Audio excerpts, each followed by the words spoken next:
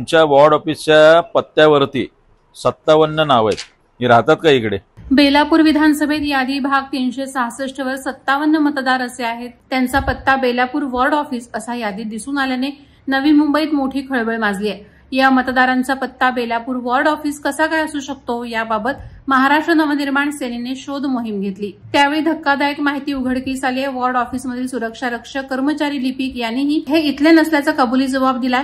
मग निवडणूक अधिकाऱ्यांनी या मतदारांची झोपेत नोंदणी केली का असा सवाल महाराष्ट्र नवनिर्माण सेनेचे शहर अध्यक्ष गजानन काळे यांनी उपस्थित केलाय.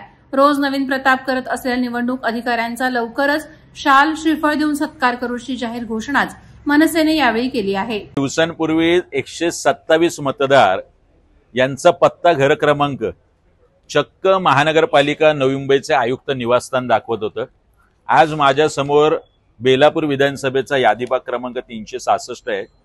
त्याच्यात 57 मतदार यांचा घर क्रमांक हा चक्क वॉर्ड ऑफिस दाखवलाय, ज्या ठिकाणी बेलापूर वॉर्ड ऑफिसला आता या ठिकाणी आम्ही उभे आहोत.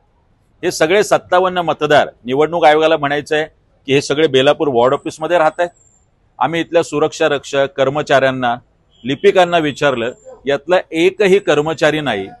मग अशा पद्धतीने डोक्यावर पडून झोपेमध्ये या सगळ्या मतदारांची नोंदणी झालेली आहे का, हा सवाल आमचा आहे.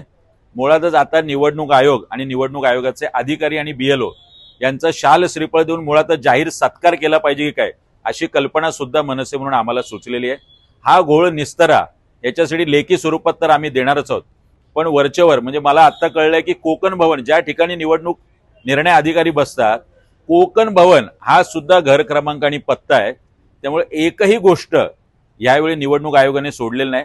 फक्त मुख्यमंत्र्यांचं वर्षा निवासस्थान इथे भविष्यात 200-300 मतदार सापडू नये हेच काय ते नवल. वादळवारा लाईव्हसाठी अमोल कांबळे, नवी मुंबई. नवी मुंबई व रायगड जिल्ह्यातील ताज्या बातम्या आणि घडामोडींसाठी सबस्क्राईब करा वादळवारा लाईव्ह चॅनल आणि दाबा बेल आयकॉन.